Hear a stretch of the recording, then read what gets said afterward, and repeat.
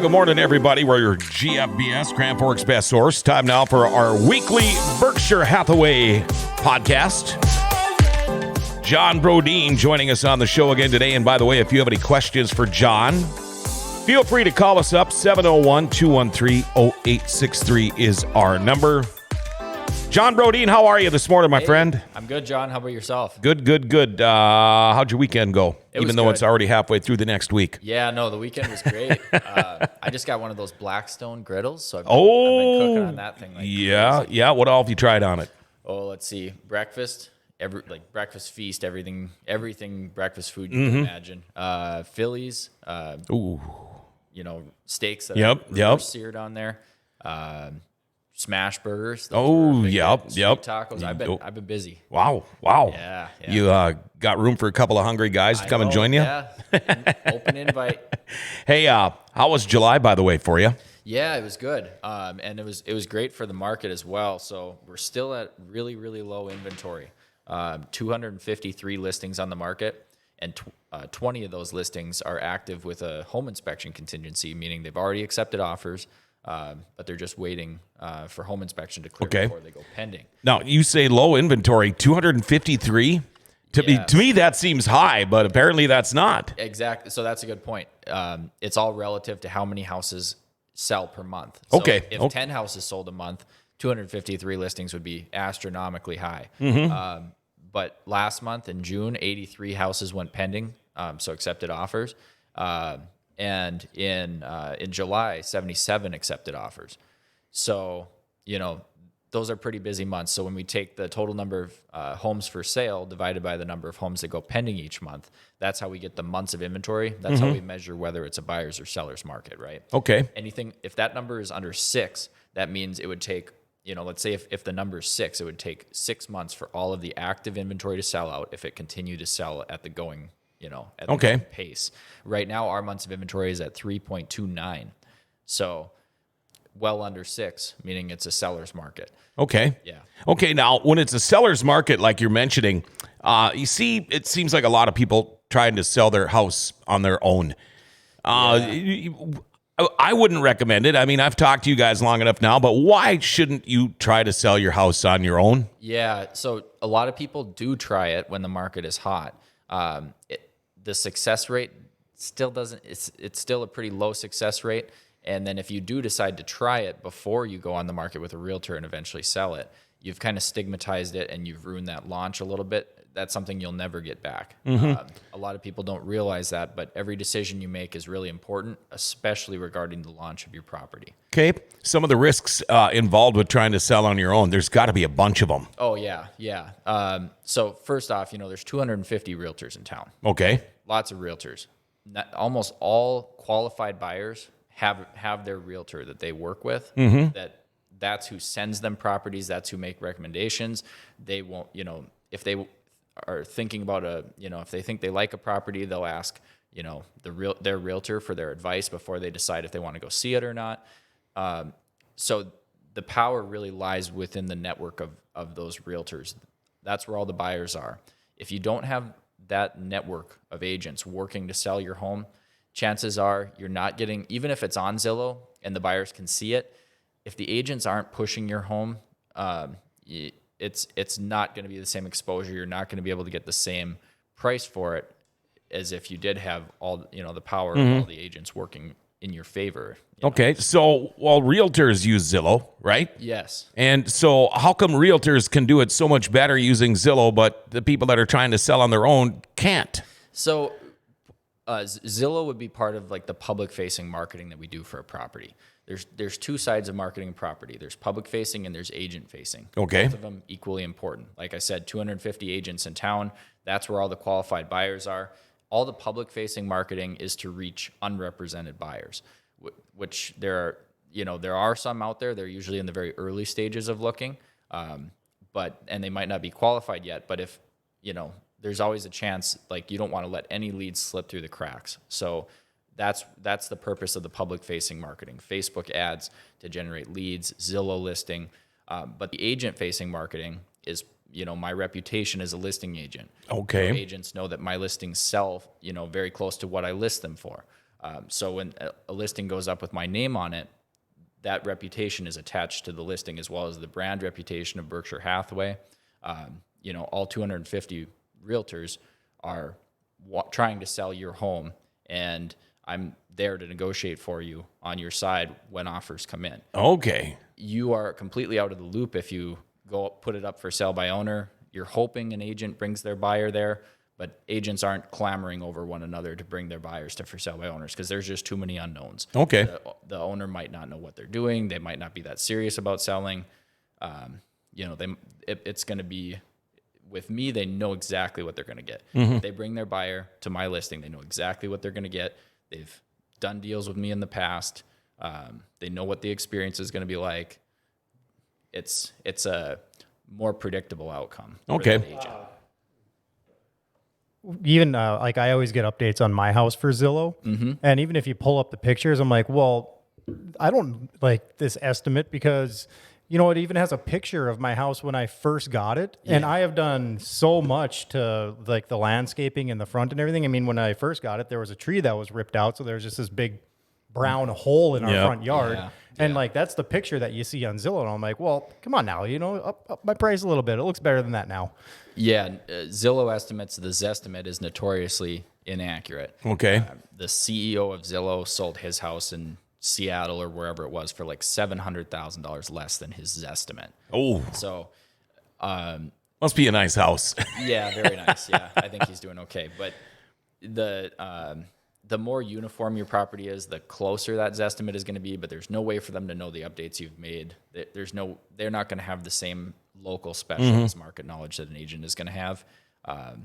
So I wouldn't put too much in that. Unfortunately, that Zestimate shows next to every listing. So even if it's off, and Zillow is also notorious for keeping properties on there even after they've sold. Oh, they don't sure. update their website often enough.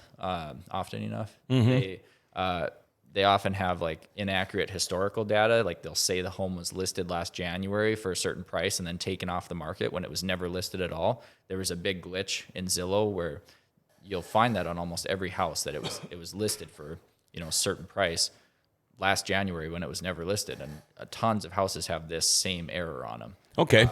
But yeah, the biggest thing is they don't update it often enough. So when a new listing hits the market, if you're only watching Zillow, you might not see it for 2 days, until it hits Zillow. Sure, after it's hit the sure. market already. Now, you're, John, since I've got to know you, you're kind of a stat man and a numbers guy. Yeah. Are there any stats available that could maybe prove it to some of these people that are trying to sell their house, how it works, you trying to sell it compared to going to a realtor, an expert like you? Are there any stats like that out there? Some stats for people to think about are 90% of qualified buyers already have a buyer's agent. The best way to reach the qualified buyers is to be on the market because you have to reach the agents. That means being on the market, and having your own listing agent, not just throwing up an ad on Craigslist or Zillow. So you need to reach where the qualified buyers are. 90% of qualified buyers have a buyer's agent. You have to get in with that agent community and advertise to the agents. And some for sale by owners think they're doing this by like sending us an email and saying, "Hey, sell my house." Realtors don't like that. They're not going to go out of their way to sell your house just because you sent the realtors an email. They know you're still trying to, undercut the system and be cheap on that. It also says, there's a certain, without getting into it too much, if you're trying to be stingy and save the commission, what else have you been stingy on? Oh, sure. There's also like if you don't want to spend the money to have it professionally marketed on, when it's time to sell, what else have you not decided to spend the money on and taken the cheap way out? Okay. So the other statistic is instead of if it's a 6% commission to sell your home, you're not saving the entire 6% if you sell it for sale by owner. Chances are, if you do manage to sell it for sale by owner, the buyer is going to have an agent. You're going to pay a 3% commission out to that buyer's agent. If you, if you refuse to pay that, the buyer's going to have to pay it, and then they're going to want to ask for it in concessions. But that's not the most efficient way to do it because the lender is only going to allow a certain percentage in concessions. And a lot of times the buyer needs a certain amount of concessions anyway. So if that concession is just being used up to, pay their buyer's agent to represent them, that's not the best use of that money. It's better for the seller to pay it and, wrap it into the purchase price. You know, something I thought about too, and I mean, maybe it's not something that would happen around here, maybe in like larger cities, but it's probably like protects you in a way too. Cause I mean, if you just put it up on Craigslist, couldn't somebody just come in and, you know, just basically like scope out your house and try to see what kind of properties you have in there and maybe come back and when you're not home and all of a sudden, Setting you up. all of a sudden nothing's in there when you come home? Yes. People do oftentimes approach for sale by owner listings. You know, like I said, the people who approach for sale by owner listings, they either know that you're saving money on the listing agent commission. They want that discount passed down to them.